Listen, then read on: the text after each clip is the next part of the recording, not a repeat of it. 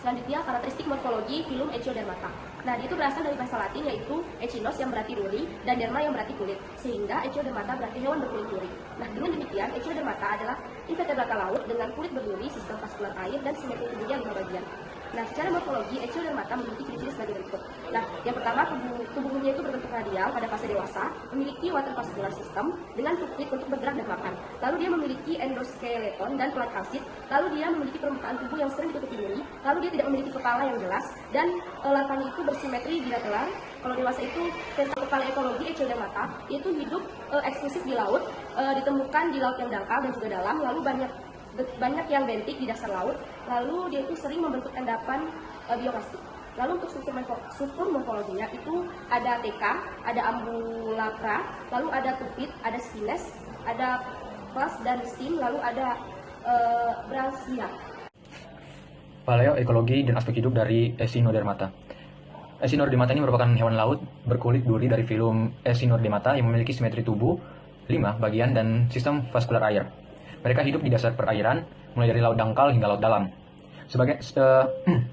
Sebagai organisme bentik yang bisa menjadi filter feeder, pemakan detritus atau predator.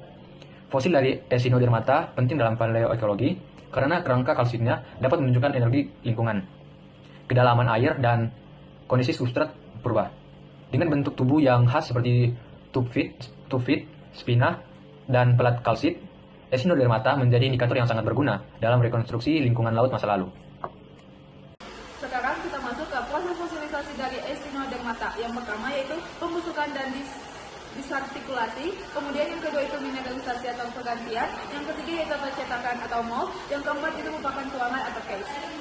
Subfilum Pelmatozoa dan subfilum Eleutherozoa. Subfilum Pelmatozoa adalah organisme bertangkai yang hidup menetap atau sesil, kemudian memiliki kaliks dengan lengan bercabang dan dominan hidup di Paleozoikum. Kelas dari subfilum Pelmatozoa yaitu yang pertama Paracrinoidea, yang dimana TK tersusun dari pelat yang tidak teratur, berbentuk bulat hingga lensa, dengan 2-3 ambulacra yang biasanya memiliki pinoles. Kelas yang kedua yaitu Blastoidea, yang dimana TK berbentuk seperti botol dengan 3 basal plates yang ambulacranya terdiri atas pelat-pelat yang sampingnya tersusun rapi.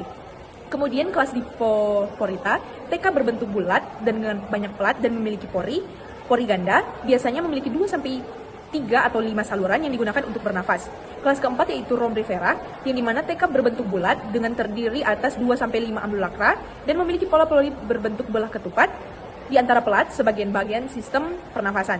Kelas yang terakhir yaitu Crinoidea, yang memiliki kaliks yang terdiri dari lower cup dan tegmen serta lengan bercabang dan dikenal sebagai sea lilies atau feeder stars.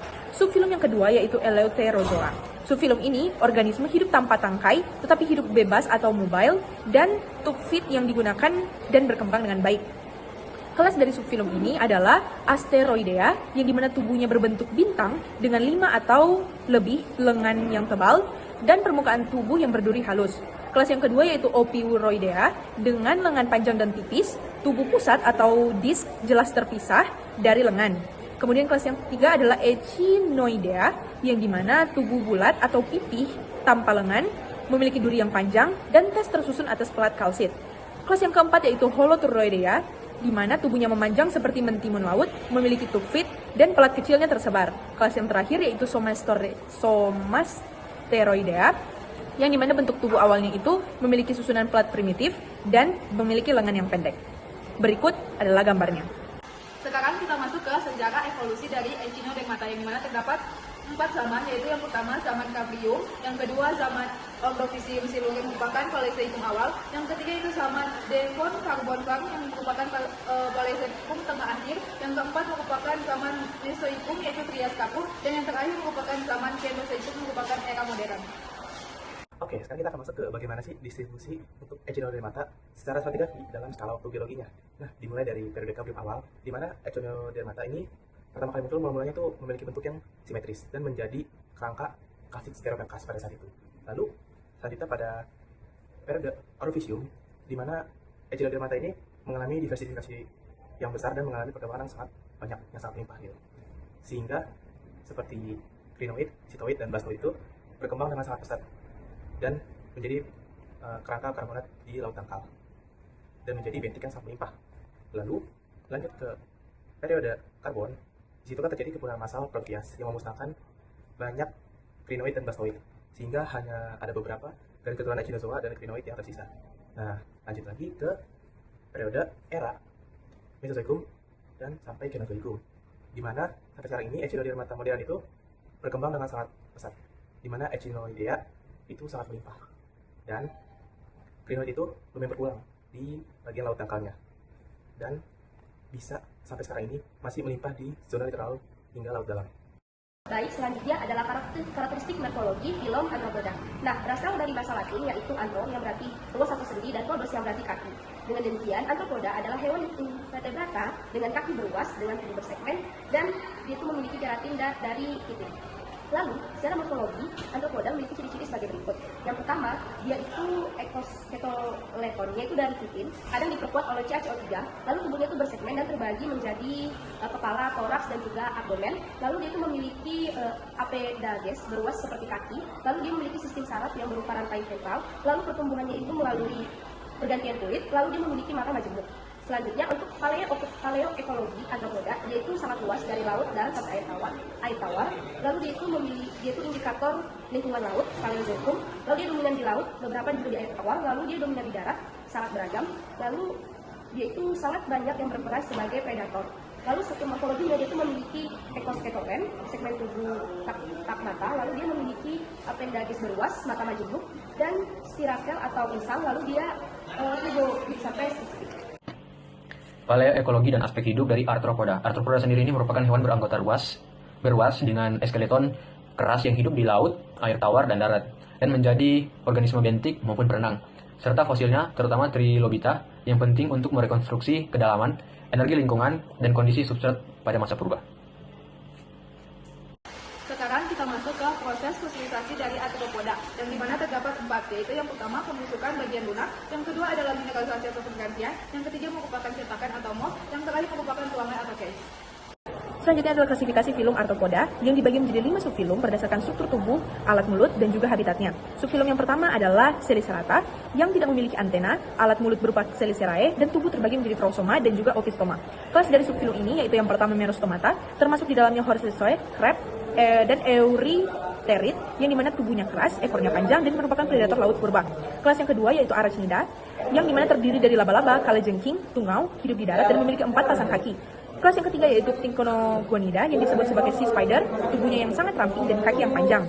Subfilum yang kedua yaitu Trilobitomorpha yang dimana organisme laut purba dengan tubuh yang menjadi cephalon, toraks, dan juga pygidium. Subfilum yang ketiga yaitu Mryapoda yang dimana tubuhnya bersegmen panjang dengan banyak kaki. Subfilum yang ketiga adalah Hexapoda yang memiliki 3 segmen utama yaitu kepala, toraks, abdomen, dan sebagian besar hidup di darat. Subfilum yang kelima yaitu Crustacea yang mayoritas hidup di air, memiliki 2 pasang antena dan exoskeleton yang berupa kalsit ataupun kitin. Berikut adalah foto-fotonya.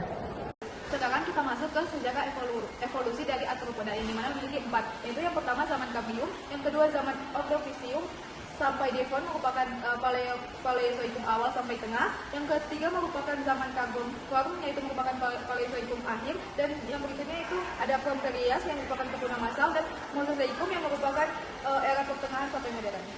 Oke, sekarang kita masuk ke bagaimana sih distribusi untuk Arthropoda ini sepanjang skala waktu geologi. Nah, jadi untuk Arthropoda ini dimulai dari periode Cambrium awal, di mana Arthropoda ini mengalami diversifikasi yang sangat cepat, berkembangnya sangat cepat itu, sangat pesat. Ada Cambrian explosion. Nah, karena Arthropoda itu berkembang sangat cepat pada masa itu, Trilobita itu menjadi salah satu jenis fosil yang sangat melimpah. Lalu pada selanjutnya di era Ordovicium, Trilobita tetap melimpah, namun sedikit berkurang pada periode Devon. Tetapi kelompok lainnya itu berkembang dengan sangat pesat, di mana ditandai dengan kemunculan di darat yang arthropodanya itu mulai menjadi pionir ekosistem terestrial. Nah, setelah itu pada periode Ordovicium kan pindah ke karbon. Pada periode ini, arthropoda itu mengalami perkembangan pesat di daerah sekitaran daratan, kawasan darat, di mana insekta berkembang dengan sangat cepat, itu yang berbentuk sayap, dan Eurypterida itu mendominasi sebagian komunitas di laut dangkal. Namun di periode ini adanya kepunahan alat massal di akhir Perm itu menyebabkan musnahnya Trilobita, dan kelompok laut lainnya banyak yang punah. Lalu pada periode Mesozoikum hingga Kenozoikum, arthropoda modern itu berkembang dengan insekta yang mengalami evolusi radiasi besar.